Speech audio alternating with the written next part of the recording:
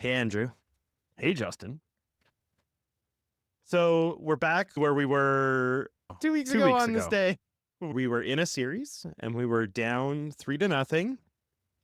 We are currently down 3-0 because it is 6:21 p.m. Eastern Daylight Time on April 30th, Wednesday, which is Game 4 in our series against London. Sure is. In 39 minutes, we are going to go watch Game 4, and then in 3 hours and 29 minutes, we're going to come back and record our unfiltered reactions to that game. Unfiltered, unchecked. It could be really bad, or we could be back to LeBron James meme with the sunglasses and the headphones. Exactly. So that's where we're at. Again, another series that's not going our way. We obviously came back from one, historically came back with a reverse sweep. So let's just see if we can do it again. Did it once. Why not? This is the shtick that we've been doing now for 3 weeks. So hope you like it. But we're in playoffs. There's consequential games happening every other night. So our podcast comes out on Fridays. It's very hard to pre-plan for any of this. Yeah, it's very difficult to stay relevant. So we're going to break down the games that have already happened and get them out to you on the Friday. And hopefully we've got another game going. Hopefully Friday will be Game 5. Exactly. We'll talk about that more after the game tonight. Welcome to the Odd Pod, where we're talking Kitchener Rangers hockey with the oddballs themselves, Andrew and Justin. Take it away, fellas. Andrew, things aren't going our way. Tell me, what's the bright spot for this series so far? Well, I think the bright spot for me was Game 3. They had a lot more jump. They looked like they could hang with the Knights in the second period of Game 2 as well. I think the bright spot was that they weren't playing poorly the way I felt like they were playing flat in Windsor. I feel like they're undermanned. They're a little outgunned. They are a younger team, much, much younger team than London. And they are playing their best. I don't think that they're out there playing poorly per se. They're getting beaten by speed, basically. And it's hard when you've got young guys and you've got guys coming into the lineup. But I think the bright spot is there were times in Game 2 and there were basically the entirety of Game 3, they played really well. So I'm just grateful that it hasn't been just like a runaway situation and that a team that's missing two of their best forwards and one of their best defensemen look like they can hang for 60 minutes. And they certainly did in Game 3. So that's my bright spot so far in this series. Yeah.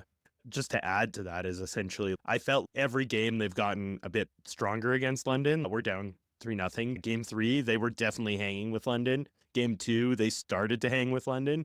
Game 1, They were pretty outmatched, like you said. The bright spot I'm going to go with is Luca Romano, who has just looked phenomenal in this series and has most of our goals in this series because he's looked great. Yeah, between Romano and Elenis, that's pretty much been the major offensive contributors for the Rangers so far. The bottom line is there's not a lot of space out there. It's hard to get things going, especially in Game 1. London plays the trap. London goes up 3-0 early in the first period, and then they just trap. Yeah. And then when they get an opportunity, they're so high skilled, they score. Yeah. So it's hard to play from behind with London. Unfortunately, Kitchener has never had the lead. Every team that has played London this playoffs has been playing from behind. London has not chased at all in the playoffs. That is just the reality we are in right now. The record is 14-0 for unbeaten to start the playoffs, and they're at 10-0. So I really just want to see the Rangers take a game tonight, and then we'll figure out from there. Yeah. One at a time. As we're all saying. So yeah, games to recap. Game 1 was on Friday night. It was in London. We lost 5-2. It was 5-0. So the bright spot was they did crack Austin Elliott eventually, and they got a couple goals. Yeah. But this one was over early. It was 4-0 in the first period. It was 3-0 after 6 minutes. I think the big thing that happened in this one was the immediate check, which I'm calling to the head. I guess some people would disagree with me. The check to the head of London Christian fans. Humphreys behind the net. Yeah. Biased London fans, exactly. And the OHL apparently as well. But yeah, so several seconds into the game, we lost Christian Humphreys for what seems to be the remainder of the series. Yeah. And depending on how long this goes, he doesn't look like he's coming back anytime soon, however. It was a brutal check where I don't think it was necessarily a headhunting situation, but it was a guy flying in from around the net. He was going to make contact with the shoulder first, and then another defenseman behind the net. This was a forward making this play. Haltonen cross-checked Humphreys in the back, and at the exact same time he was moving forward, Haltonen's shoulder was connecting with his head. His head then bounced off the boards. His helmet came off, which Dale Hunter, who knows a thing or two about being a dirtbag and dirty hits, he said that it wasn't a dirty hit and the head injury came from bouncing off the boards. If your head bounces off the boards and the shoulder is up there and it's iffy, I'm calling it a dirty hit. So I don't expect Mr. Hunter to tell the truth about anything. So that's basically where we're at right away. No Christian Humphreys. Gone. Done. Yeah. Pretty significant blow to the team at that moment. Yeah, definitely. And so then things started to fall off pretty quickly. 2 minutes into the game, they score. Another minute and 7 seconds later, they score again. And then basically 3 minutes later, they get the third, which was on the power play. They're a very talented team. They don't really need help. So I would have liked to see what would happen if that 5-minute major that was called on the ice stood. Of course, the referees reviewed it and said it wasn't a penalty of any sort, not even like a 2-minute charge or anything like that. Yeah. Which, Sounds or a boarding penalty or anything like that. Seems pretty extreme to go from one thing to the other. big blow to the team, big blow to Christian Humphreys. It immediately affects line combinations and things like that. I've been thinking a lot about coaching in like the two facets that you deal with on a day-to-day or game-to-game instance, where it's like you're dealing with coaching between games when you're in the playoffs, knowing the opponent that's coming up. I think the juice and the staff, the coaching staff, are pretty phenomenal at getting the boys ready from game to game. They usually come out and they usually have a plan, and they're usually really engaged in what that plan is and what they're going to do. And then there's the in-game adjustments and things like that. I feel like the juice is very good at in-game adjustments. We've seen this all season where they've come back in the third period and they've been able to adjust to a team style of play and come back and win. When you're dealing with those in-game adjustments 12 seconds into the game, you shouldn't have to be doing that immediately. And that causes so much strain on the system of the team. Yeah, I'm not entirely sure if they were playing 11-7 or 12-6 in this game. Regardless, your top center going down seconds into the game causes a massive headache for matchups, for game plans. Yeah. And look, it's part of the game. It happens. However, it's just one of those things where you're already, like I said, props to London's talent. Like the skill and the talent is undeniable. The antics and stuff that they get on with between the whistles and that sort of thing, that's a whole nother thing. And I wasn't just throwing around slanderous stuff. If you're listening to this and you think, why is he coming out so aggressive and so hot with Dale Hunter? Just look up Dale Hunter, Pierre Turgeon, and you can see that's how Dale Hunter played the game. Yeah. He was suspended 21 games for that. So I don't expect his team to play the game really any other way but that sort of edge to their game. I would prefer if nobody gets hurt. So realistically, I want to see the league intervene there. And if there's something where it seems like a predatory hit, if you've got a guy cross-checking you in the back at the same time as you're getting leveled, there has to be some sort of discipline there. That just seems what I would expect from a league. But I just think sometimes organized leagues, organized things, especially with young hockey players, they just get it wrong. And I just fully just think that they got that wrong. And I think they reviewed that and I just think they got it wrong. And then it sucks that they doubled down and said that there's no suspension. I don't know if it's because perhaps, I don't know what goes into that. Is Haltonen not that type of player? Does he have no track record of that? Maybe. I have no idea. Yeah, it's hard to say. Yeah, we're not in those meetings. We're not on those phone calls. We're not a part of that world, so we don't know. But you got to just play the hand you're dealt. And unfortunately, they were down a very important piece very early. I guess The bright spot of this game was Luca Romano, as Yeah, you for sure. mentioned earlier. He had both goals. Tanner Lamb and Jacob Zoo got his first point. First OHL point. Who he has to be the other bright spot if we're just pointing out individual players. Jacob Zoo has played himself into this lineup, right? Yeah. Like it has to stay in there because he's so effective. Oh man, Monday night we were at the game for game 3, and there were multiple times when guys went in to hit him. The guy just does not move. No, he's like the reverse hit champion. If somebody tries to hit him, chances are you're going to end up on your butt because Jacob Zoo is just a big freight train. And you turned and looked at me and you said, "That's a Harvard man." Can always And I tell was like, Harvard, man. Yeah, that's a Harvard man, all right. That's a big, strong fella. So I'm excited to see Jacob Zoo as an everyday player next year because obviously if you play yourself into a lineup in a playoff run like this one, you're definitely going to be a minute muncher next year. 16. At 16, yes, at 16. Unbelievable. Yeah. So that was game 1. It's hard to take a lot of others stuff out of this game. It just wasn't a good game. Rangers did not. They got annihilated by London early. The score didn't look like it is not the most egregious score you've ever seen. But when you imagine they were down 4-0 at the end of the first period. Yeah, and that fourth goal right at the end of the first period was the end of things, I think, for me. Like, maybe you go in 3-0, maybe you get one in the second and you don't give one up, and then it's only the worst lead in hockey, the 2-goal lead going into the third. Who knows? But yeah, once they went down 4-0, London was happy to trap, and that's what they do. Speaking of 2-goal leads going into the third, game 2 was on Sunday afternoon, which was nice to have a 4 p.m. game. It was. I just liked it. It's nice. It's just a nice change of pace.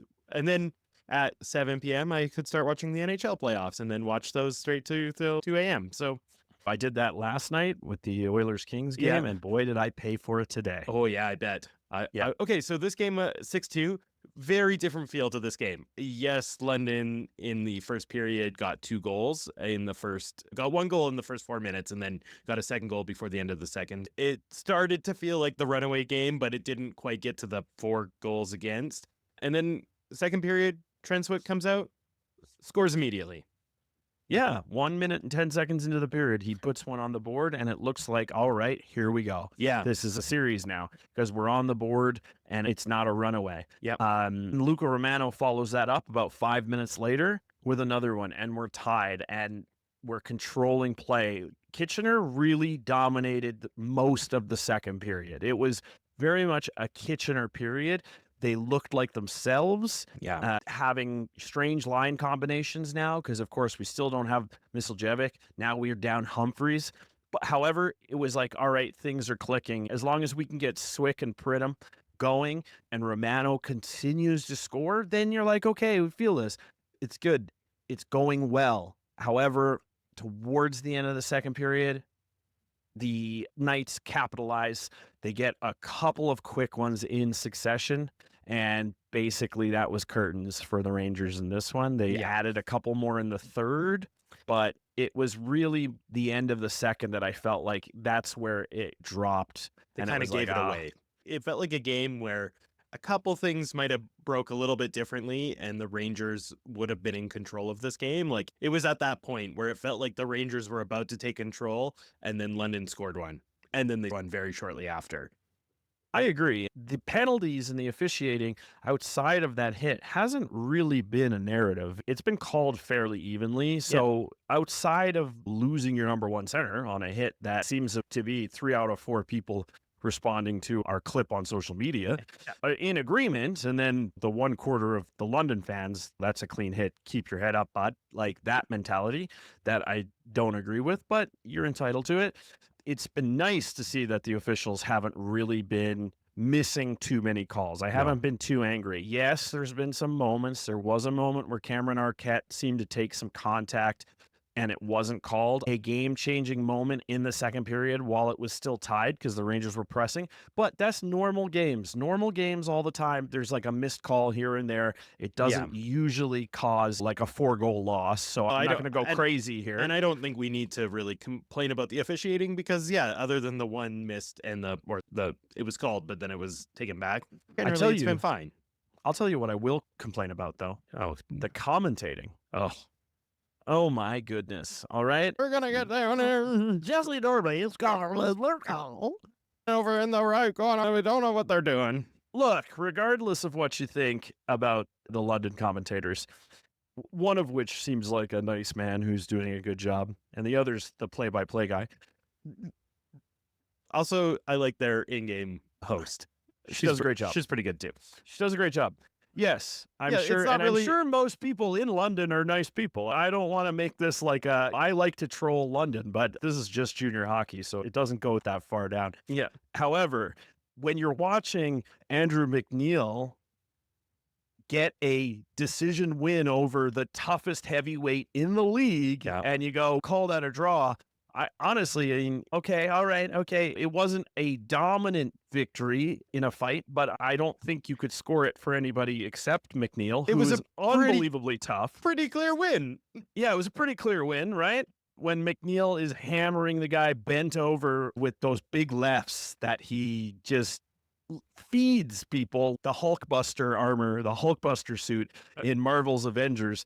Go to sleep, go to sleep, go to sleep, go to sleep, go to sleep, go to sleep. That's Andrew McNeil, and it cracks me up because he's a good student and he's a smart guy. Academic player of November. A great side of his game because it doesn't seem like he takes very much punishment in these fights. Love the fact that he did win that fight, but then it was Bolton who got the instigator and the misconduct. Well, that's why, to me, he won that fight. Was Bolton threw the gloves off first and started punching before McNeil even had the gloves off. I know. And it was still not a great result for Ryder Bolton. He really, like I said, he ended up literally, his head is down, he's bent at the waist, and he's just getting uppercuts. So that happened, and then that was a draw. And then we had another fight, which, dare I say it, was just as dominant. Yep. Lachar fought Van Bommel. I said Van Pummeled. They had a fight as well, and that was also a draw. Craig Sloan, the London commentator, I hope you never judge in the UFC or in boxing, all right? That's all I got to say. Maybe get some Jason Hagholm advice, because exactly. He does both things, and he does them very well. He seems to know fighting, so we'll go head over to Hagholm as far as commentators who know fights. Or how to call games. Yeah. Just in general. Yeah. So I just feel like I'm being sold a car at all times during the intermission. I'm like, I just buy a lemon off this guy. Okay, anyway. Let's go into game 3. We were at this game in real life. We were there at the Odd. We lost this one 3-2. This game very much felt like we could have won this game. This was a great game. It was exciting.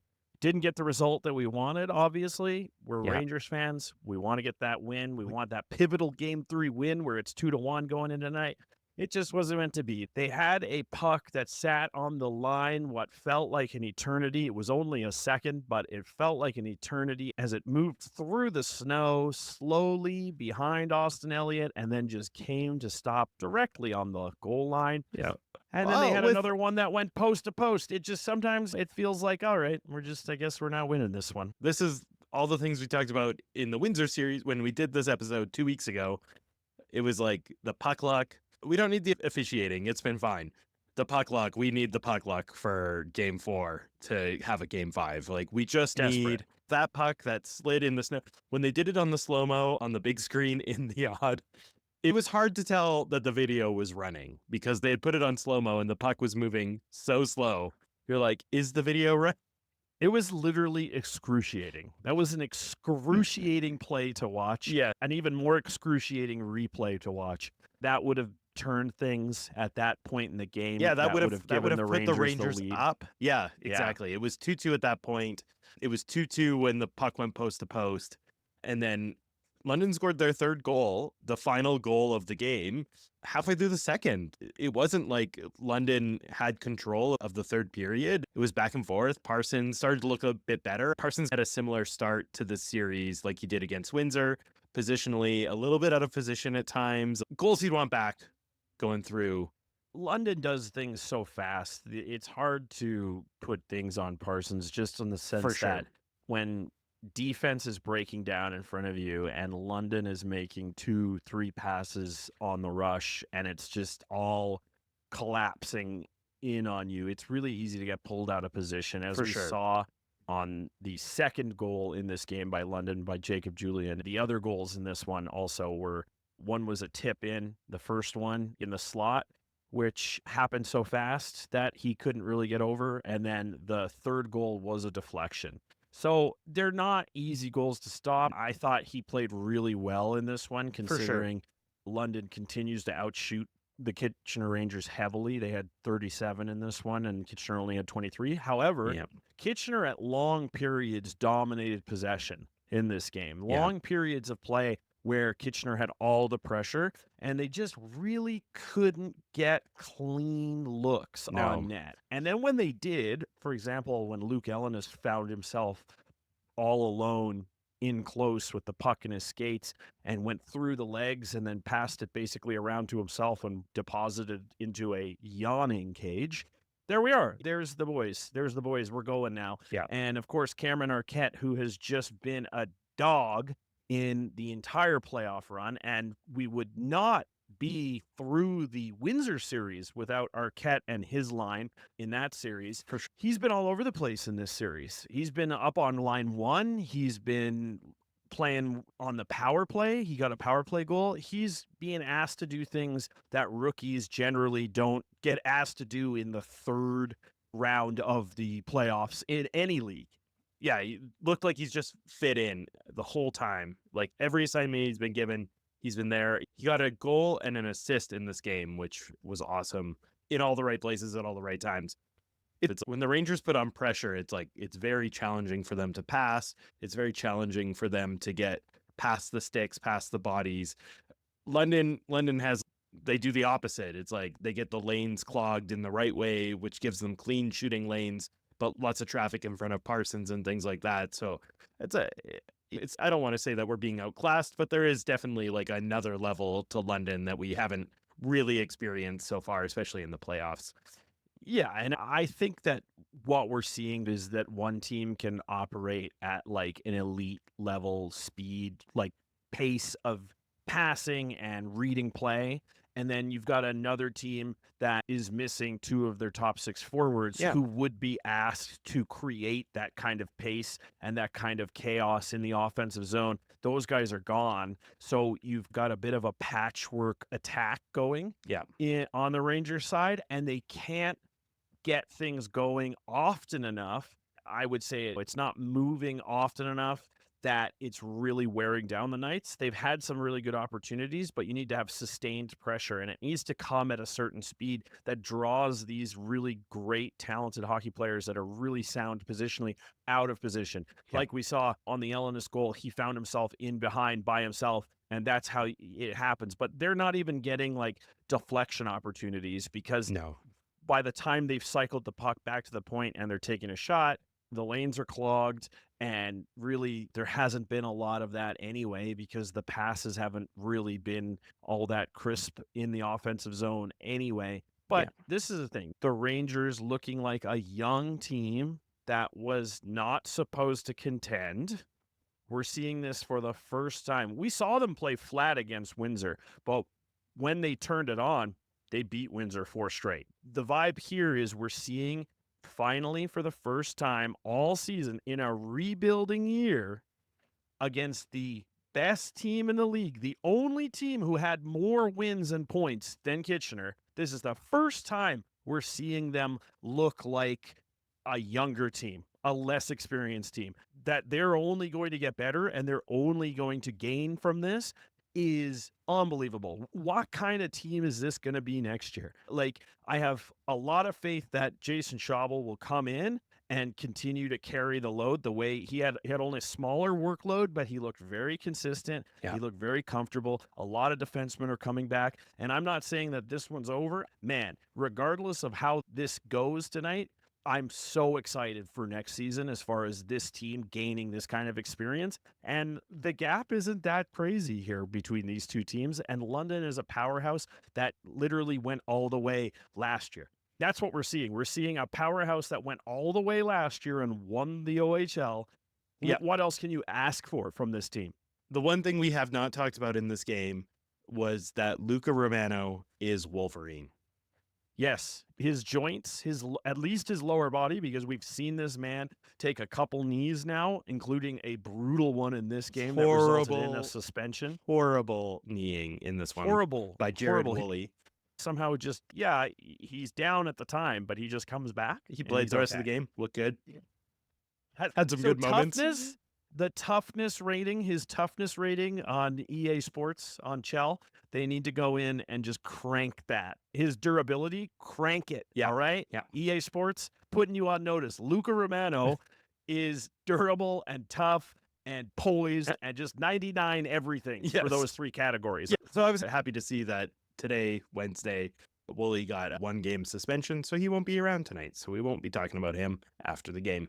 Yeah, it was a real greasy play. There's no other way to put it. London fans standing up for him. Now, before we go and watch this game, we have to talk about the best thing that happened to the Kitchener Rangers this week, which was Jackson Parsons being named goaltender of the year. He was the best goaltender in the OHL this year.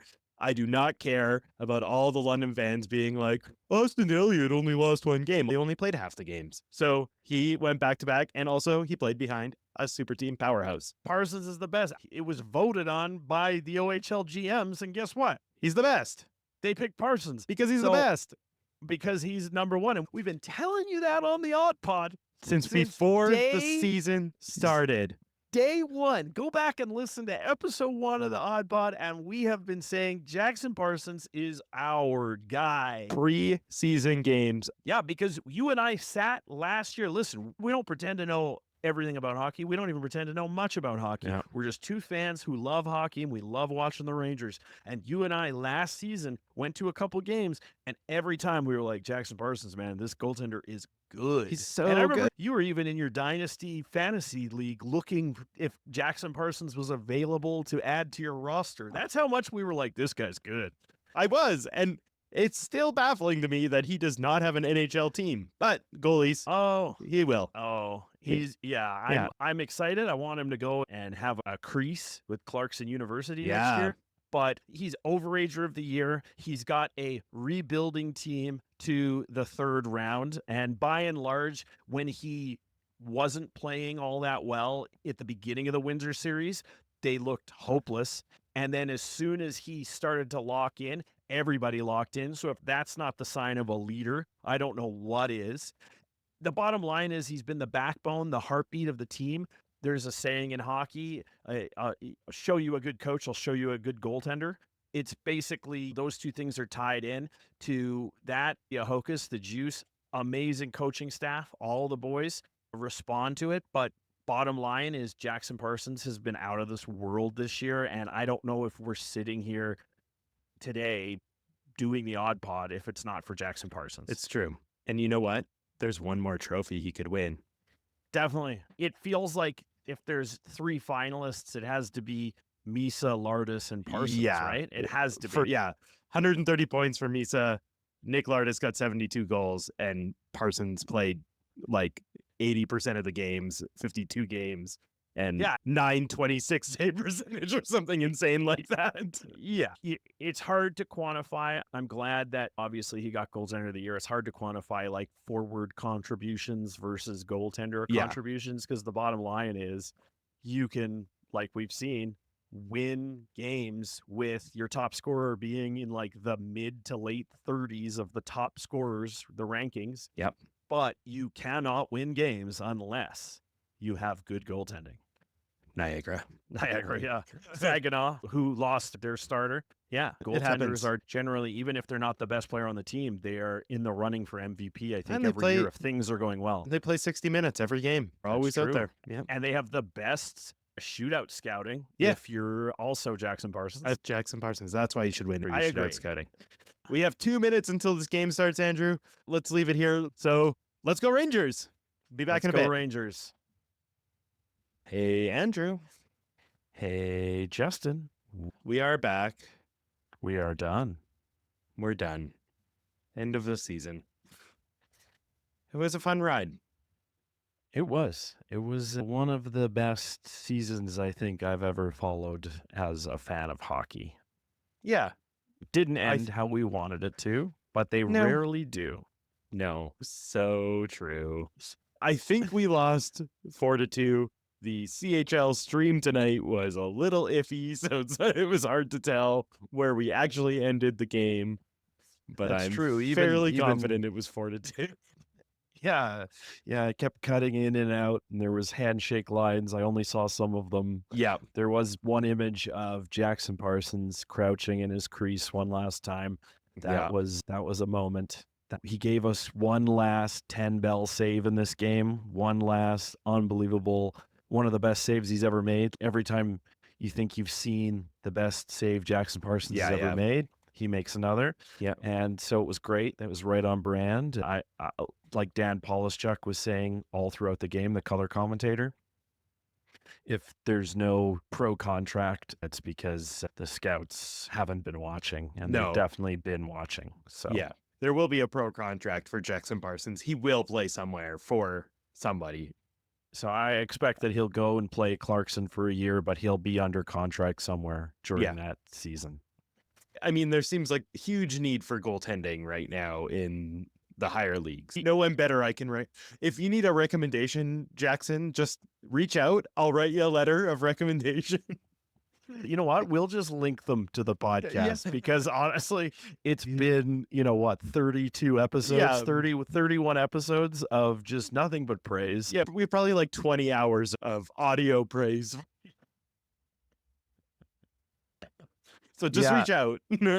Yeah, I'm looking forward to doing the season recap with you. Yeah, I did enjoy on the broadcast in between when Sean Ferfaro and Jason and Dan all talked about, is this one of the greatest goaltending seasons? Is he one of the greatest goaltenders?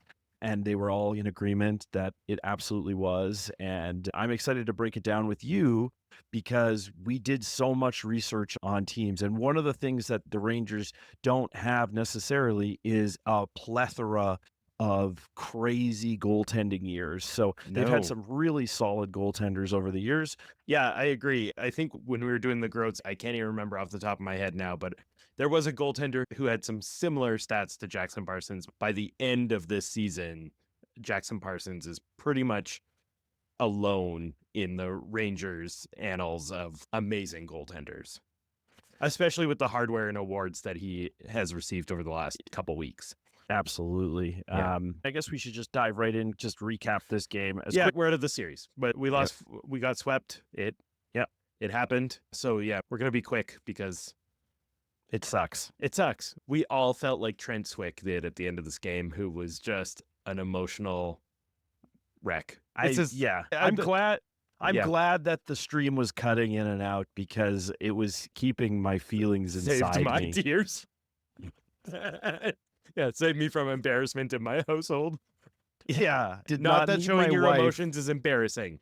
No, but it's probably a choice, I guess, if my wife wakes up next to me on the couch and I'm crying over a season where we started a podcast and 10 months ago it wouldn't have been a big deal to me. So keep it in perspective. Yeah, I didn't need to have that happen, but there are feelings. Yeah. And Trent Swick is a part of those feelings in that he's just an absolute beauty. Yeah. I'm already dreading seeing Trent Swick play hockey now. I know. Because forward. now we have to watch him play in the Pacific Division Yeah, eventually. on the Vegas Golden Knights. Yeah, I'm sure he'll be a menace in the AHL first, and then we'll see him graduate on as he should. So this was the best start to the game in this series by the Rangers. Maybe one of the best starts in the playoffs. It really was. They looked just like last game in the sense of came out and were giving it their all and playing really well. And of course, 2 minutes into the game, Luke Ellenis. Who else? Luke Yeah. Ellenis, the playoff performer, the most valuable forward of these playoffs, Luke Ellenis. There was a few who were so integral, Pridham and Swick being two of them, but Ellenis in this series, in the end of the Windsor series, stands alone, pulled ahead as definitely my most important forward. He scores right away, set up by Pridham and Romano, another guy who had an awesome playoffs. They had one of the best goals of the year on the power play. I think it was like a tic-tac goal. Yeah. And I thought, okay, that's not unfortunate. But what was unfortunate was they had the lead for less than a minute. Yeah. 56 seconds. And we have to clarify something. Yeah, we in do. the earlier part of this episode, the single episode that if you're listening to this, you're just listening to the same episode. But Yeah. for us, we had a giant break in between. We said that the London Knights have not trailed at all in the playoffs, which is a statistic that I took from our dear friend Mohawk Construction Glasses. Who Yeah, the said that London they hadn't broadcast. trailed, but apparently they have because Now, to be fair, I think it's only been like a minute of time collectively in each series. I believe it was said, it was over an Literally. intermission that they were behind. talking about it as if it had never happened and we took it as gospel. Yeah. Lesson learned. Yeah. Lesson learned. We do Yes. not trust Greg Sloan. No.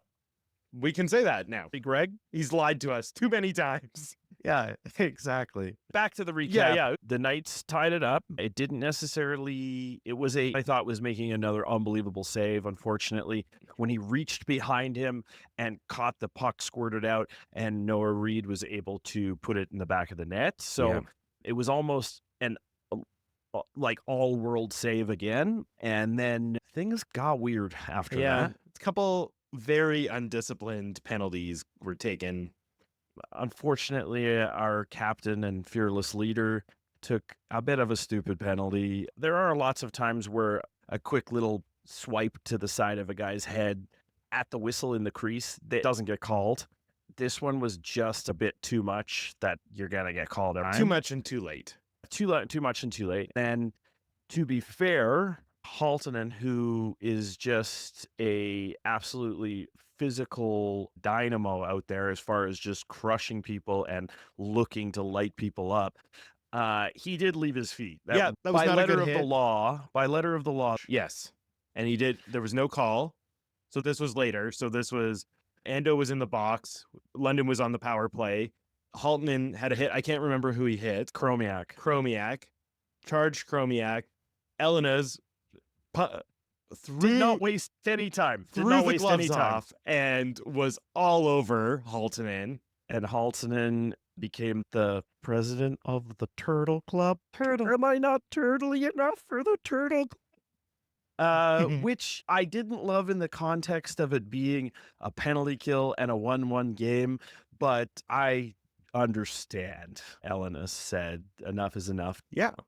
But then it ended up in Elena's being sent to the box. Haltonen did not get sent to the box. So then it was a 5-on-3. And of course, London does not pass up on a 5-on-3. Yeah, it was immediate. Yeah. They managed to kill off the rest of it was a 4-minute penalty against Elena's, and they managed to kill off that 4 minutes. So that was good.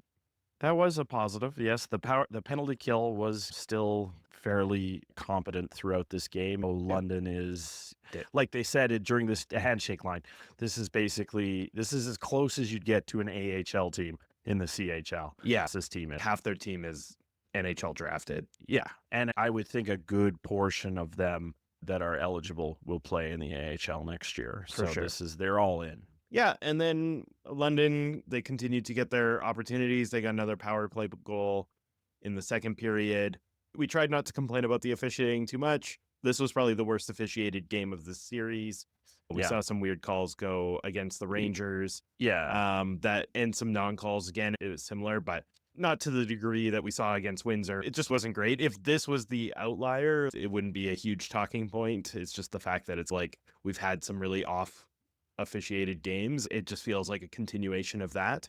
It just feels like I really enjoy the OHL product, and I feel like I've pumped the tires of the CHL, and I can't speak for the WHL and the Q, but I'm sure it's similar.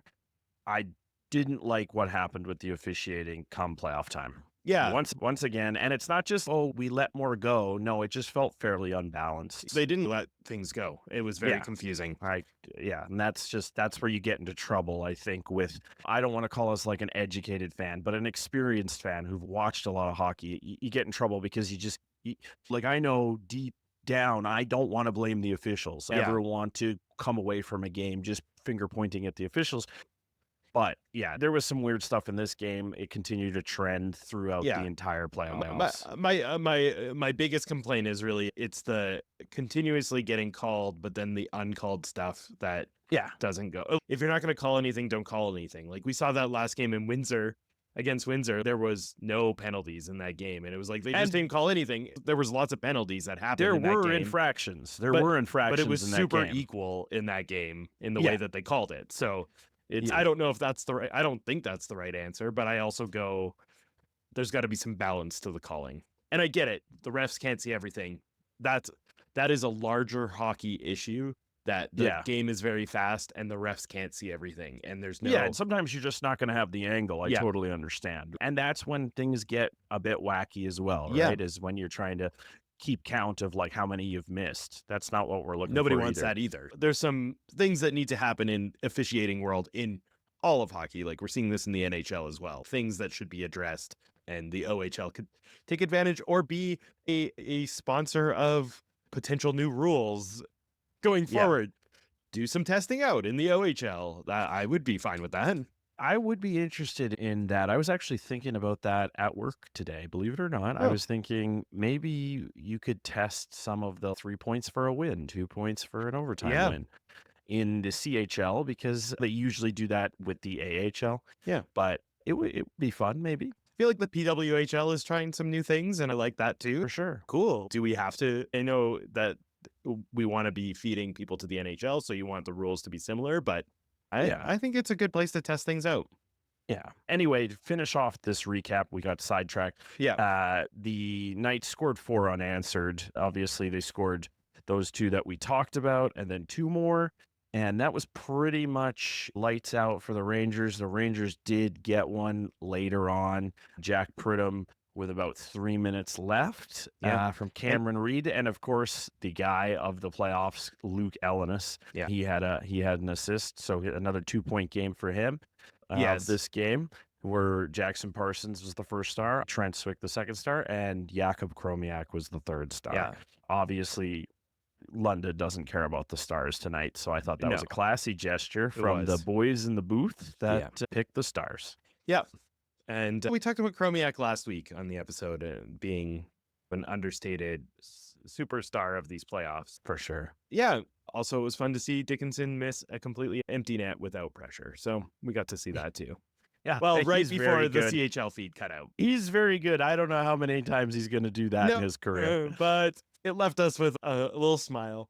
Yeah. NHL rookies and overagers who will go straight to the AHL, or guys who are going into their overage season on this team, littered with it. And I think these 2 games were something to build on for these guys who are sticking around. Yeah. I think you can see how a championship caliber team plays. I think that there's a ton of respect there after the game between the coaching staffs. You could see how much London, despite their fans not respecting Jackson Parsons and what he does, you could see how much that group of guys over there understood what Jackson Parsons was able to do this season, and they had lots of words for him. Yeah. Positive words. Yeah. That was really nice. These 2 teams don't like each other, but there was a level of respect given to the coaching staff and Jackson Parsons especially, because they're elite at what they do. Yeah.